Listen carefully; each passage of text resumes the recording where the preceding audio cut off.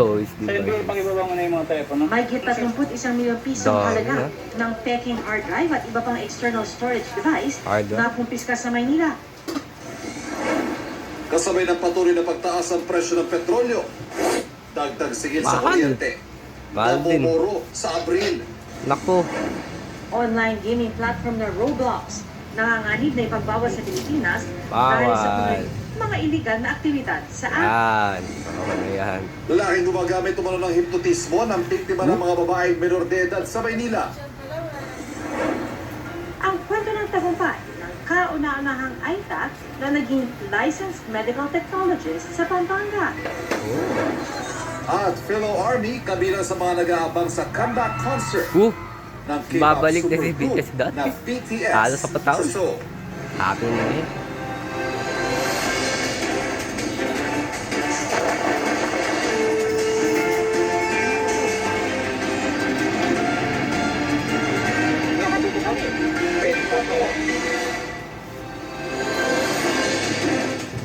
Magandang hapon po. Paalala po sa Last mga week, magulang at March maging sa mga 14. bata na huwag basta-basta makikipag-usap sa mga hindi kakilala. Sa Maynila, huli kamang pambibiktima na isang lalaki sa mga batang babae. Ang lalaki tila gumagamit umano ng hipnotismo para sumama sa kanya mga batang babae. Nakatutok si Jomer Presto.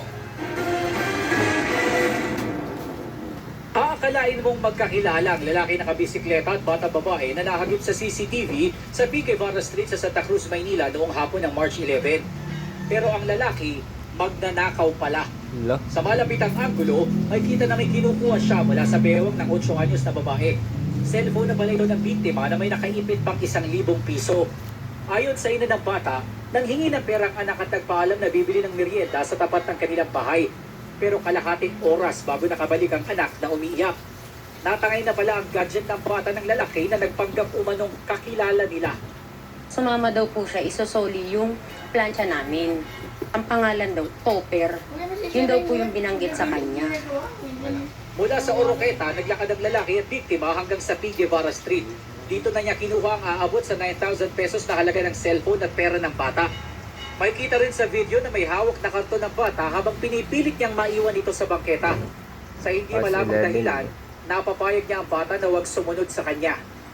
Umaga naman ng March 19, nahuli kamang lalaki sa bahagi naman ng Puta Santa Ana, Maynila. Pareho sila ng damit at sombrero ng lalaking nagnakaw sa Santa Cruz. Sinundan niya ng tingin ng 11 anyos na babae na bibili lang ng ulam noon sa karinderya. Lumapit siya sa bata pero umalis din kalaunan. Hinimay niya pala sa kanto ang bata. Ang sumunod na eksena, kasama na niyang naglalakad ang bata. Isang kakilala ang nakakita sa bata habang nakasakay na sa bisikleta ng lalaki. Nag-alala raw ang kakilala dahil inaamoy-amoy ng lalaki ang buhok ng bata. Tinanong niya, kilala mo ba yan? Hindi. Pinakabaan niya yung anak ko. Nilagay niya po sa gilid niya, inawaan niya. Agad daw tumakas ang lalaki. Ayon sa barangay, kagaya sa nangyari sa naunang biktima, nagpanggap di nakakilala ng lalaki ang nanay ng bata. May ginawa rin daw ang lalaki kaya niya tuluyan na pasama ang biktima. Parang hypnotismo. Nung pumitik na ganyan na, susunod ka na. Halika na. Sumunod na lang din daw siya. Isa pang magulang ang nakausap namin at sinabing nabiktima rin ang kaparehong lalaki at kanilang 9 anyos na anak na babae noong 2022. Muli raw na numbalik ang kanyang galit sa lalaki nang mapanood sa balita ang sinapit ng iba pang biktima. Napapayag niya raw ang bata na sumama sa kanya papunta sa isang eskinita. Nipuhan niya ng ilang beses. Nilakma niya yung... Ay, Isa lang nakakawa niya, pati sombrero niya. Wala nung naipuhan niya yung anak ko nung matagal na. Ngayon pa rin yung sombrerong gamit niya. Hanggang ngayon, ganun pa rin. Ayon sa mga magulang ng mga biktima, nag-iwan ng trauma sa kanilang mga anak ang nangyari. Panawagan nila sa pulisya at lokal na pamahalaan na mahuli ng lalaki upang hindi na makapambiktima pa. Sinusubukan pa namin makuha payag na Manila LGU at Manila Police District. Para sa GMA Integrated News, Jomer Apresto nakatuto, 24 oras. Mga kapuso, ingat po sa mga peking hard drive at SD card na mabibili sa merkado. Baka kasi imbis na maitago ang mga files, masira lang ang mga ito. Sa Maynila, dalawang warehouse ang sinalakay kung saan mahigit 30 milyong pisong halaga ng peking external storage devices ang nasamsam. Nakatutok si John Consulta. Sa bisa ng search warrant, sabay na pinasok ng NBI NCR ang dalawang warehouse sa Binondo San Miguel sa Maynila nitong Lunes. Sa NBI, pakibaba mo na yung mga telepono. Yung search warrant na yan, inisyo ng RTC Branch 28 Manila sa kasong trademark infringement. Ang kanilang pakay, kumpiskahin ang mga peking external storage devices tulad ng hard drive, flash drive at SD card. Mahigit 31 milyong piso ang halaga ng mga nasamsam. Kopyang-kopya ng mga ito ang mga original na produkto, pati mga kahon at packaging. Sa dalawang Nag-contact ng surveillance at test by ang ating mga operatiba. At matapos na makabili, ay ipinakita po ito sa ating complainant who immediately issued certification that it's actually a fake hard drive but using their trademark. Ayon sa NBI, ang rate ay bunsod ng sumbong mismo ng manufacturer ng mga totoong external storage device. Bukod sa nagre-reklamong kumpanya, mas dihado rin daw ang mga customer kung peke ang mabibili nilang storage device. You are not able to consume and make use of the full capacity and memory of the hard drive. Apart from that, dahil nga hindi tayo nakakasiguro kung anong pyesa ang ginamit dito, meron pong tendency na malamang masisira ang mga files ng ating sinasave, makukurap. Walang naaresto pero nakaharap sa reklamong pag-device sa trademark infringement law ang mga may-ari ng kumpanyang nasa likod ng peking storage devices. Sisirain ng mga ito, oras na maglabas ng utos ang korte. Para sa GMA Integrated News, John Consulta, nakatutok, 24 oras.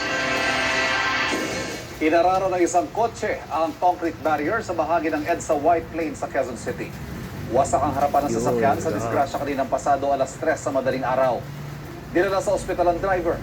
Wala namang ibang nadamay na sasakyan. Pero nagdulot ang aksidente ng mabagal na dali ng trapiko na umabot hanggang Ortigas flyover. Patuloy na iniimbestigahan ang sanhin ng disgrasya. Habang wala pang katiyakan kung kailan huhupa ang hidwaan sa gitnang silangan, sabi ng Energy Regulatory Commission, posibleng tumaas ang singil sa kuryente sa Abril. Nakatutok si JP Soriano. Ipinagmamalaki ngayon ng Amerika na malapit na raw nilang maabot ang layunin nilang pilayin ang Iran. Pero palaban pa rin ang Iran. Ang kanilang missiles muling gumuhit sa kalangitan ng West Bank at Tel Aviv sa Israel.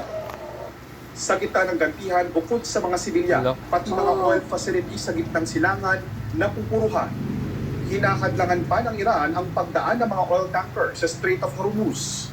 Kinundinaya ng UK, France, Germany, Italy, Japan, Netherlands at Canada. Sila pati ang South Korea nananawagan ng ligtas na pagdaan sa Hormuz.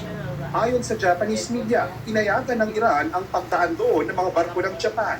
Ang Amerika sinabing handang alisin ang sanksyon o parusa sa pagbili ng langis ng Iran sa loob ng 30 araw para raw mahupa ang pag-alagwa ng presyo ng petrolyo. Bagamat maliit lang ang porsyento ng mga power plant sa bansa na pinatatakbo ng petrolyo. We are not dependent on on petroleum, on electricity. We are dependent on coal, we are dependent on renewable energy, and on gas. Naghahanda rin daw ang gobyerno sakaling umaga ang digmaan. Sabi ngayon ng Energy Regulatory Commission, asahan na raw na magkakaroon ng pagtaas sa singil ng kuryente sa mga susunod na buwan dahil sa gulos sa Middle East at pagbaba ng piso kontra dolyar. Kung ito ay e-epekto na doon sa presyo ng supply ng ating mga generation companies sa ating mga distribution utilities at mga retailer, ay maaari nang makita natin ito sa ating bill ngayong Abril.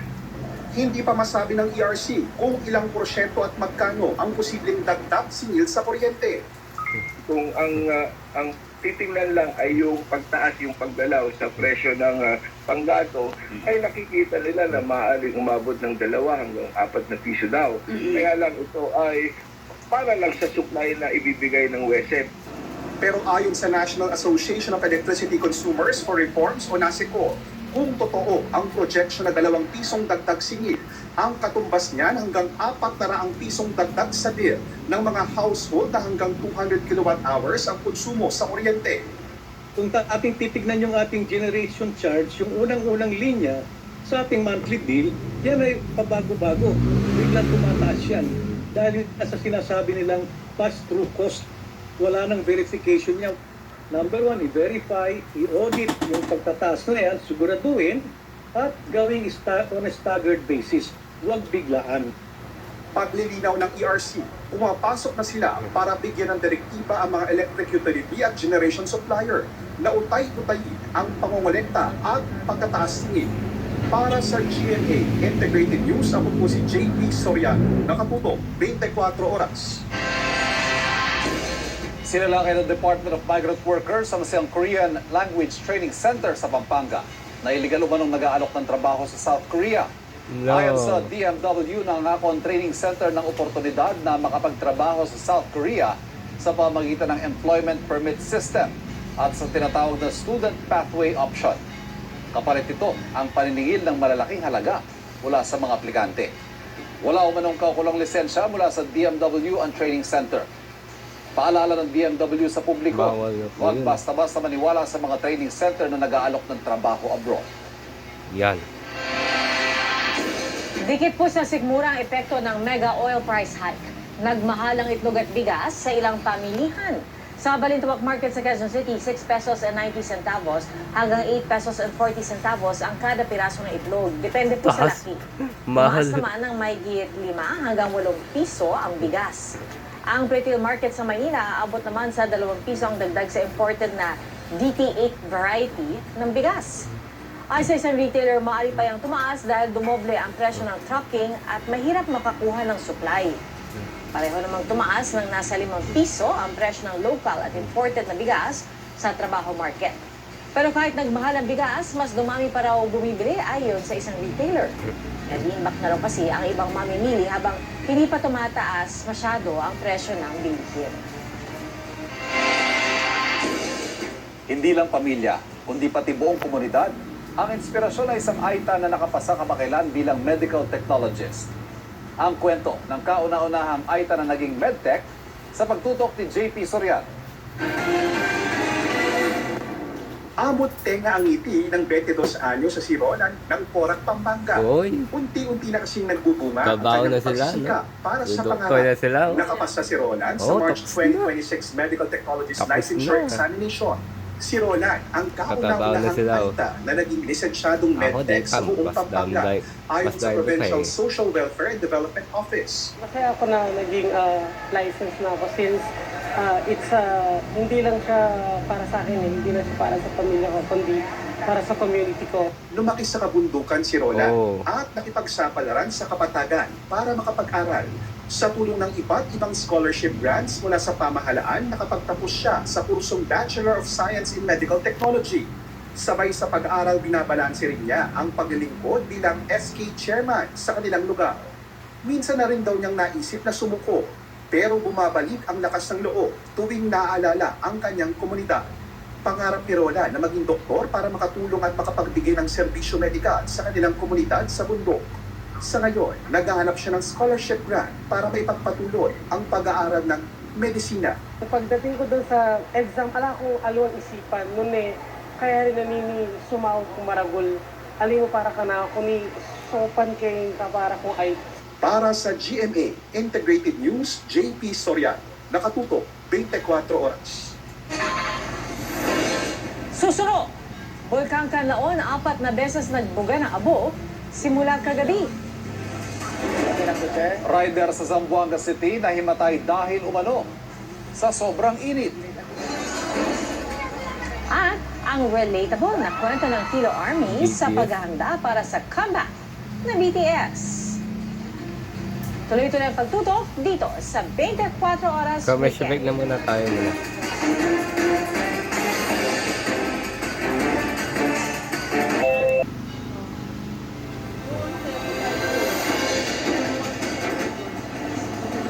Halos walang tigil sa pagbuga ng itim at makapal na usok ang Bulkang Kanlaon mula pa kagabi. Ashfall. 4 na ash emissions ang naitala ng PHIVOLS 2 beses kagabi at kaninang umaga. Wala pang namomonitor na ashfall sa mga lugar malapit sa bulkan at nananatili ito sa alert level 2. Ibig sabihin po niyan, ipinagbabawal pa rin ang pagpasok sa 4-kilometer radius ng permanent danger zone. Bawal mapasok dyan. Mga puso, doble ingat po lalo't nagsisimula ng uminit ang panahon. Sa Zamboanga City, hinimatay ang isang delivery rider dahil daw sa init.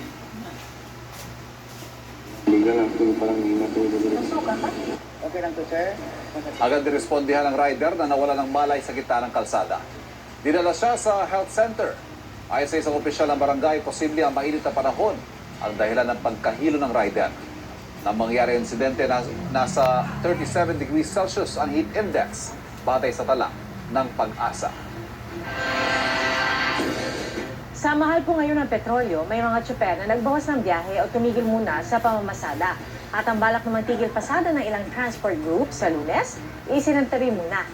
Mula sa Quezon City, nakatutuklat si Bernadette Reyes. Bernadette? Kaya sa kabila ng nakatakdang pagtataas ng presyo ng produktong petrolyo sa darating na linggo, ay hindi na muna itutuloy ng ilang transport group ang kanilang planong transport holiday sa Lunes.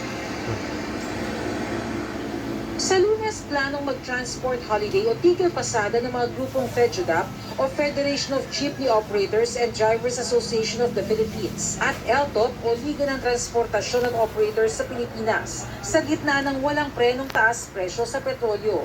Pero hindi na raw muna yan itutuloy ng mga grupo. Sa halip, makikipagpulong sila sa DOTR at LTFRB habang ipinapanawagan ang dagdag sa pamasahe. Magsimula na sila magbibigay sa jeepney at saka UB Express, TNBS. Tinawag din nila po yung mga kasamahan namin na sasama sana dito sa ating tigil pasada sa Monday. I-focus namin po yan dahil po mismo ang ating Pangulo alam niya magkano ang baseline nung tumaas ng ating krudo na umabot na ngayon na mahigit 100. Nagsimula po yan sa 49, may 51 hanggang 55. I-atras po na namin panandalian. Kasi po, binalita po sa amin na baka ibigay na po yung 2 piso hinihiling namin at saka yung 10,000 subsidy. Pero ang ibang transport group, hindi na raw kinakaya ang taas presyo. Kaya pansamantala silang hindi na muna bumiyahe o binabawasan na ang biyahe tulad ng Juan Transport Services Cooperative na may ruta sa Quezon City. Sa modern natin, pumapalo ito ng 74,000 sa 21 units na modern. So hindi na talaga kami kikita. Kaya minabuti namin na tumigil muna, at least masave namin yung isang araw. And then ngayon, operation kami, pero reduce na yung units natin. Sa Kasiguran Aurora, halos 80% ng grupo ng mga tricycle driver ang tumigil din sa pagpasada. Sa mga Pangasinan, ilang tsuper din ng jeep ang hindi pumasada o kaya'y nagbawas ng biyahe. Dahil bukod sa mahal ang petrolyo, may mga gasolinahan ding nagsara muna. Sinisikap ng GMA Integrated News na makuha ang panig ng LTFRB at DOTR ukol dito. Ayon sa Oil Industry Sources, sa susunod na linggo, 16 to 18 pesos ang posibleng dagdag sa kada litro ng diesel at 9 to 11 pesos sa gasolina. Kadalasan tuwing araw ng Martes nagpapatupad ang price adjustment sa mga produktong petrolyo. Pero ngayong Sabado ng umaga, pila na ang mga nagpapagas sa gas station na ito dito sa North Fairview. Mas mababa kasi ang presyo dito ng diesel at gasolina kumpara sa ibang lugar. Mahigit 74 pesos ang gasolina at mahigit 101 pesos ang diesel sa gasolinahang ito sa Fairview. Malayo ang presyo sa gasolinahang ito sa Pasay na umaabot na ng 120 pesos ang premium diesel, habang umaabot naman hanggang 99 pesos ang 50 centavos sa gasolina.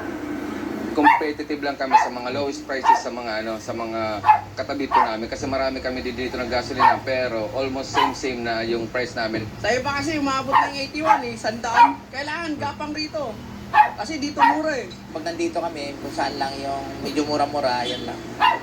May iba naman na nagbigay na ng discount tulad ng gasolinahan na ito sa Mindanao Avenue kung saan mahigit 72 pesos lang ang kada litro ng gasolina at 94 pesos ang diesel.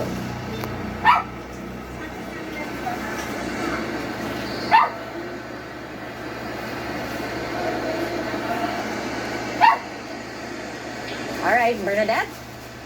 Pia, sa Miyerkules ay inaasahang sisimulan na ng DSWD ang pamamahagi ng mga cash assistance sa mga jeepney driver. Bukod pa ito sa inaasahan namang fuel subsidy mula sa DOTR. Pia? Maraming salamat, Bernadette Reyes.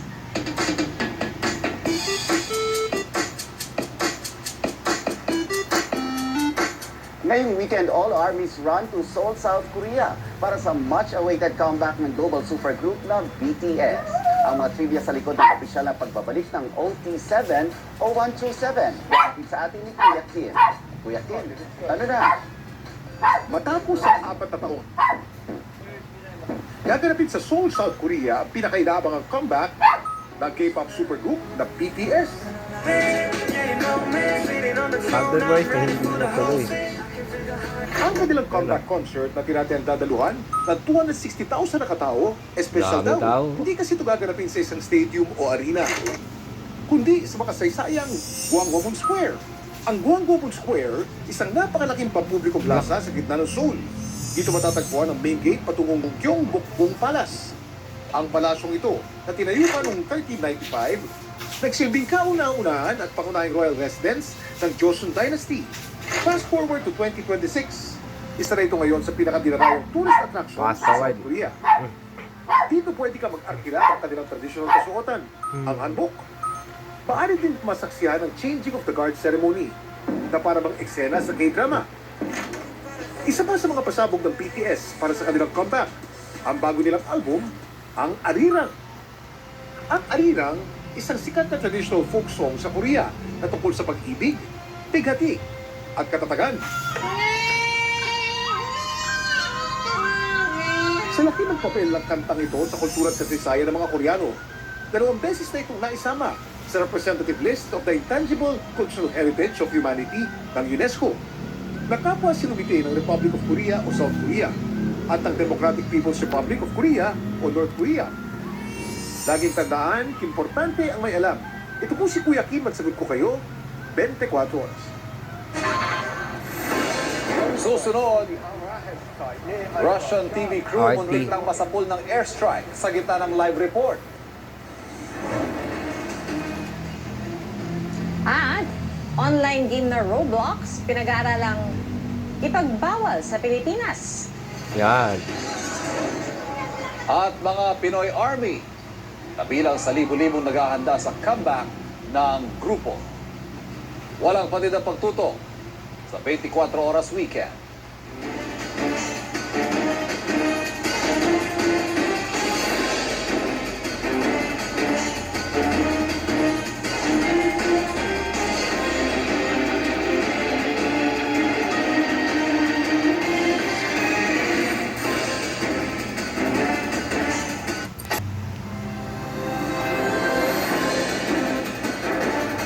Further rocket attacks were reported against Naharia and admitted.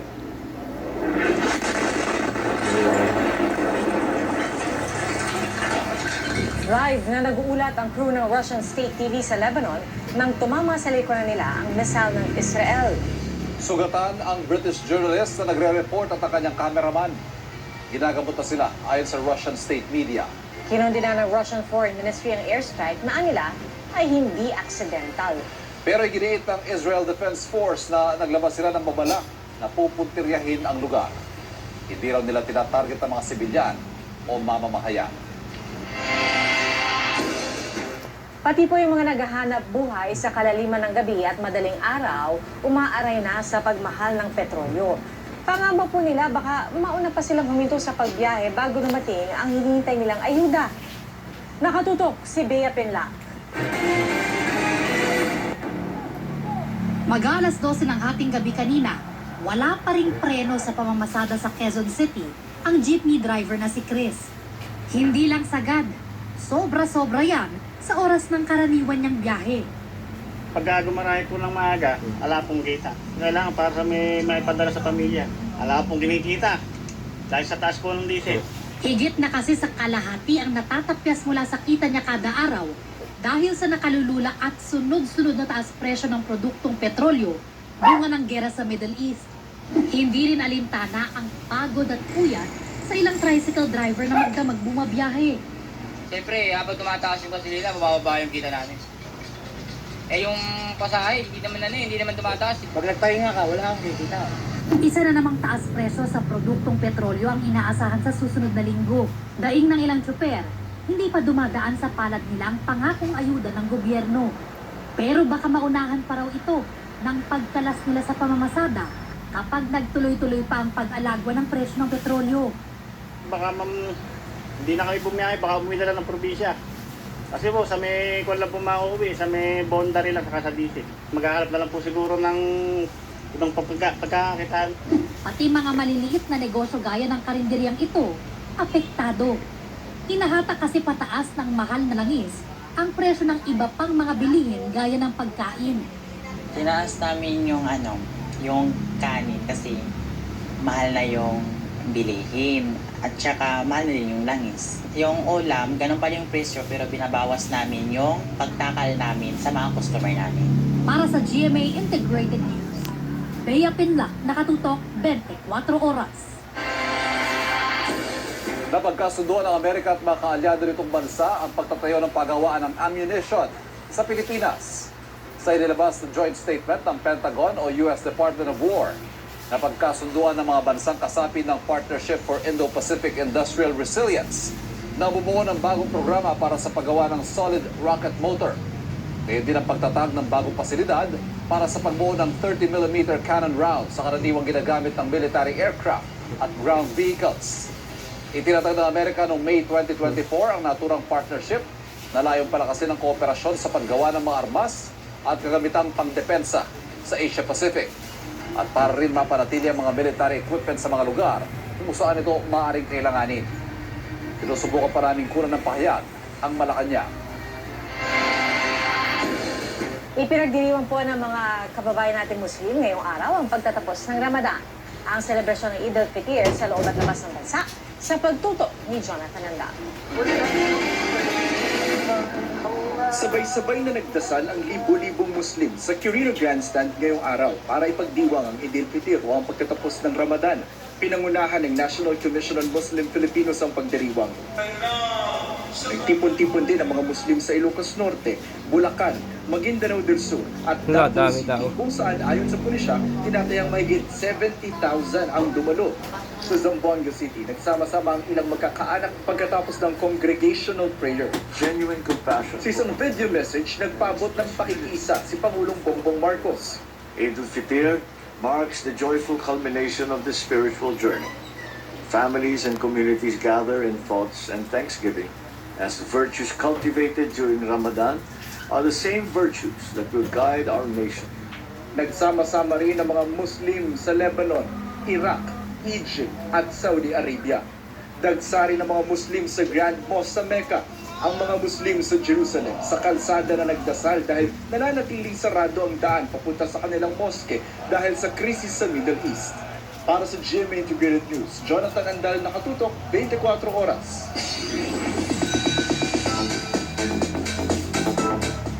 Bahay para magpahinga at mag-reflect ang ilang Kapuso stars sa paparating na Semana Santa. Ang Holy Week plans ng ilang celebrities, alamin sa aking chika. More than a week to go ang Semana Santa. A time for rest and reflection para sa ating mga Pinoy. Kanya-kanya ng plano ang ilang celebrities tulad ni PBB Celebrity Collab Edition 2.0 Kapuso Big Winner Caprice Cayetano na travel papuntang Bangkok kasama ang pamilya. Si Jeneline Mercado at Dennis Trillo naman i-enjoy ang quiet time kasama ang pamilya sa kanilang rest house sa Tanay. Pamilya din ang focus ni Kapuso star Barbie Cortesa saan niya'y rare opportunity para makapagpahinga away from her busy schedule. Minamaximize ko na talaga yung free time ko with my family because my whole family is here. My sister, my brother-in-law, and my nephew. So kami lagi magkakasama ng buong pamilya ko. So feeling ko yun na yung parang magiging pinaka Holy Week ko. Team bahay ang mag-asawang E.A. Guzman at Shaira Diaz. It is time for silence and reflection habang kasama ang isa't isa. Itong Holy Week na to para din sa akin, gusto kong magnilay-nilay syempre. Gusto kong ibigay kay God. Kasi yung mga nangyari the past few months, yes, super blessed and especially the wedding pa lang na sobrang successful. Talagang lahat we lift up to the Lord. Para kay Kapuso Global Fashion Icon Heart Evangelista, rest can wait. Pero payo niya, Enjoy the moment. I mean, when you have a break, enjoy your life with your loved ones. Yun, magtatrabaho pa rin ako. I won't be here for Holy Week. I have work. Up next, sa hilera ng mga tindang staff toy sa isang airport, may agaw pansin, buhay na hayop. At ang paghigpit ng seguridad sa Seoul, South Korea bago ang comeback concert ng BTS.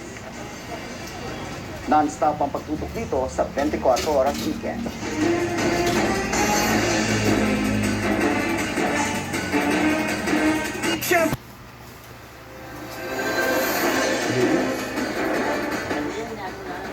Napukaw ang atensyon ng isang customer sa gift shop ng airport sa Tasmania, Australia. Para kasing may totoong hayop sa gitna ng mga ibinibentang stuffed toy. Pero hindi siya namalikmata. May nakahalo pala talagang buhay na poso. Palaisipan kung paano napunta sa rack ang possum. Ligtas naman itong nailabas ng airport. Gaya ng mga kangaroo, ang possum ay isang uri ng marsupial o mga mammal na ang mga ina ay may bulsa o pouch sa katawan kung saan inaalagaan ang anak. 10 minutes past. Herlene Budol as her real-life mom. Yan ang dapat abangan sa upcoming episode ng Magpakailanman kung saan mapapasabak si Herlene sa acting. Makichika tayo kay Athena Imperial. Matapos ang GMA Afternoon Romance Drama Series na Binibining Marikit, mapapasabak uli si Herlene Budol sa acting. This time, para sa drama anthology series na Magpakailanman. Ang gagampanan ni Herlene ang kanyang inang si Len Timbol. Dahil raw sa role niyang ito, mas naintindihan ni Herlene ang pinagdaanan ng kanyang nanay. Hindi pala talaga naging madali yung buhay ni Mama. Longing siya sa love. Tsaka longing siya sa talagang makakasama niya habang buhay. Yun parang ayoko siya palang i-judge kagaya ng mga pag-judge ng ibang tao sa kanya. Masalimuot man daw ang buhay ni Mommy Len pagdating sa pag-ibig, lalabas pa rin sa istorya ang pagiging kwela nito. Mas nakakalog siya, mas nakakatawa siya. Sabi ni Direk, edi i-light lang natin yung mga ibang eksena na hindi naman kailangan i-heavy. Abangan din daw ang pag-arte ni Mama Len sa episode na ito. Mama niya, magiging siya dito. First acting na may lines. Kasi lagi ko siyang pinapasingit. Madyan ka, tumayo ka lang dyan. Tsaka may TF siya dito ha. Ganun, may TF siya. Gumanap ako sa role ng nanay ko at sa totoo lang ang laging habilin ng nanay ko sa akin na pagbutihin ko yung pag-aaral ko, huwag ako maglakwatsa, magbarkada, pero parang nasuway ko eh. Sa dami ng pinagdaanan ni Mama Len sa kanyang love life, ano naman kaya ang masasabi niya kay Kevin Dasom na napaulat na nanliligaw kay Herlene? Kahalang siya, yes, yeah. Sabi naman ni Mama sa akin, matured naman, ganyan. Ay, si Mama hinahayaan naman kaming magdesisyon din. Kumbaga, yung mga binibigay niya mga payo sa amin, nakadepende pa rin sa amin yung final answer. Athena Imperial updated sa Showbiz Happenings. Ang mga aktibidad ng China sa West Philippine Sea sinasabayan din umano ng pagpapakalat ng impluensya at propaganda sa Pilipinas, ayon sa isang maritime security expert. At kabilang daw sa mga pinapasok nila ang sektor ng edukasyon. Nakatutok si Bon Aquino. Nitong mga nakaraang buwan, sabi ni maritime security expert Ray Powell, iniimbestigahan nila ang umano'y network ng mga organisasyong konektado sa United Front Work Department ng Chinese Communist Party at nag-ooperate umano sa Pilipinas. Kabilang ang Philippine Council for the Promotion of the Peaceful Reunification of China, na isaan niya sa 200 councils worldwide na kontrolado ng China. Noong Oktubre, nagdaos ang council ng Regional Forum sa Maynila na dinaluhan ng mga opisyal ng China, Taiwan at Chinese Embassy. Sabi pa ni Powell, dumalo rin umano ang chief editor ng isa sa prominenteng Chinese language newspaper sa Maynila na nagsilbing Secretary General ng Konseho.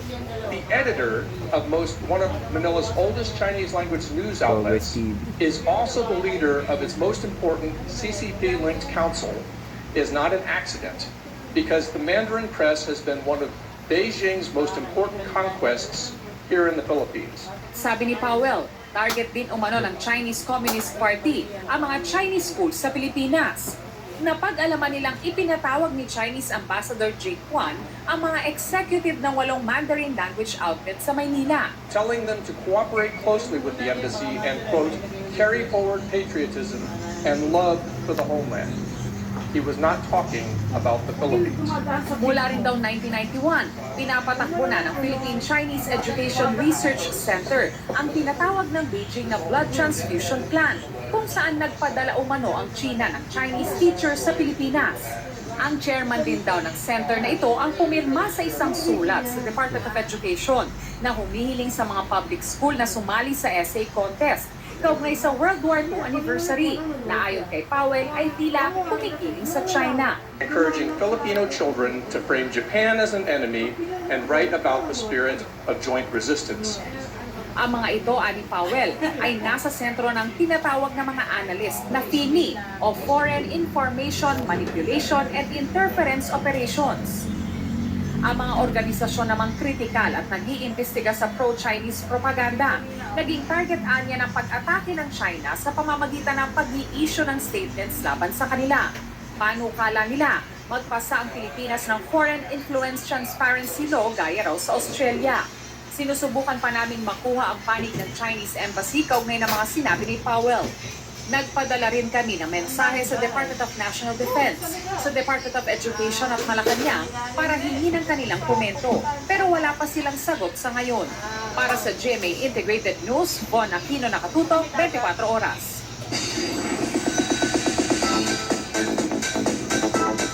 The best has come para sa ARMY all over the world para sa comeback ng global sensation na BTS. Kabilang siyempre ang mga Pilipino na sa libo-libong dumayo sa Seoul, South Korea kung saan mahigpit ang ipinatutupad ng seguridad.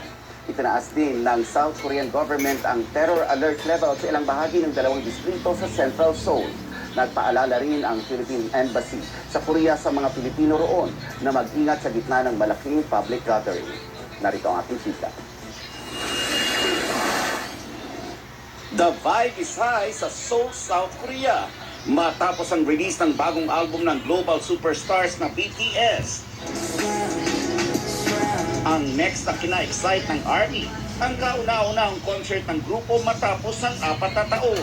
Mahigit 200,000 fans from everywhere to Korea ang inaasahang daragsa sa Gwanghwamun Square para sa comeback performance ng Bangtan Boys.